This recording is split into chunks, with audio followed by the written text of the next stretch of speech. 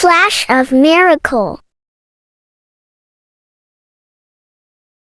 Who am I? The moment the lightning struck her chest, the Leonin girl couldn't help but think about this question.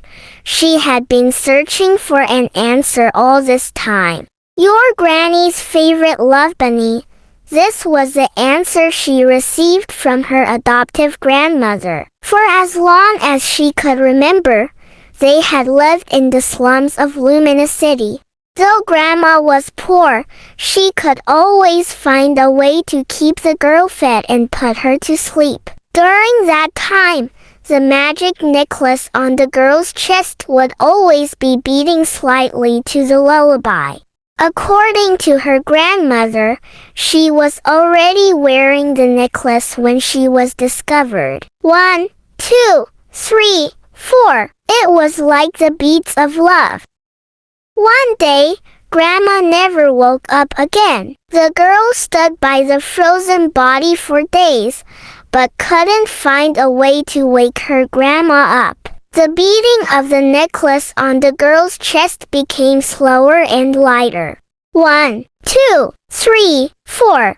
It was as if her heart was being tightly grasped by a pair of large hands, and she could never hear the lullaby again. It was that day that the girl learned of death, learned of the impermanence of love. No matter how hard she tried, it would always disappear in the end, for no reason. As she wiped away her tears, she thought about where she would find some warm bread. The girl began to wonder. Though life had always been sorrowful, it had also taught her many tricks. She learned to sneak into stores to steal food, slip away from the city guard, and even fight stray cats for nourishment. Her Leonin magic was strong enough to protect the girl, turning the bitterness of her life into a sweet cake. During those days, the answer she would most commonly hear was a thief that brings shame to the Leonin clan.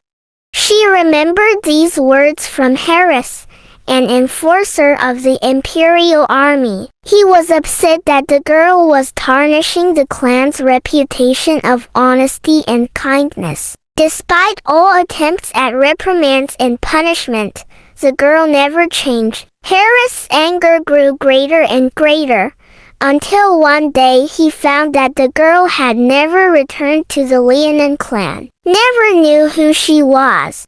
Lumina City was large enough that wanderers would often lose sight of themselves. The Leonin girl didn't know that she had a choice other than wandering. After several fights, Harris finally managed to bring the girl back to her homeland, the Gleaming Marsh. Located in the central Azria woodlands, the Gleaming Marsh has been home to generations of Leonins. Years of wandering had put the girl on her guard. Always vigilant, she was like a stray cat that had been forcibly adopted. All she wanted was to escape her new home. The patriarch of the Leonins gave the girl her third answer, a miracle child, one that will fulfill the prophecy of the Leonin clan. Years ago, on a stormy night, a girl was born into the marsh holding the Leonin crystal. In the ancient prophecies of the clan, she was known as the miracle child who would save their people. But when the girl was just 3 years old, she fell into a river by accident.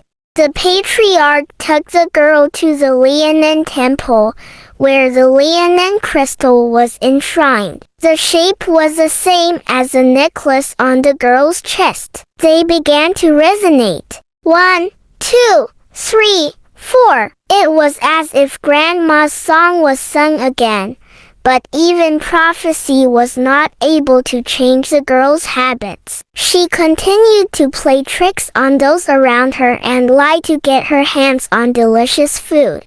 She even threw a BBQ party in the Liaonan temple. Even the other kids who didn't take kindly to the girl had no way to handle her. Whenever the kind and simple Liaonan villagers showed concern or kindness towards her, they always reminded the girl of that moment she felt her heartbeat slow, of the tingling feeling she never wanted to experience again.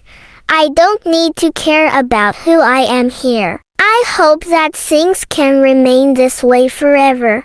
But the thunder in the middle of the night broke the girl's dreams.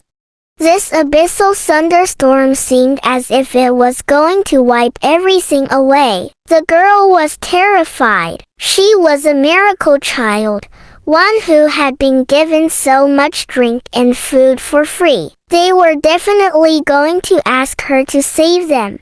But the request that came from the patriarch was that she runs away to a safe place. The Liaonans had no intention of sacrificing a child for the sake of prophecy. They cared for her not because they wanted something, but rather because they had pity for an orphan. The Liaonans were returning the girl's freedom, just as if she was a child who had left home. Looking up, the girl saw that the temple was about to collapse under the pressure of the thunderstorm. The shivering Liaonans had surrounded the temple, trying their best to keep it supported with magic. Closing their eyes and praying, they sought back to their families for peace of mind. The necklace on her chest began to beat once more, slowly and lightly. Was she going to lose her new home the same way she lost her grandmother?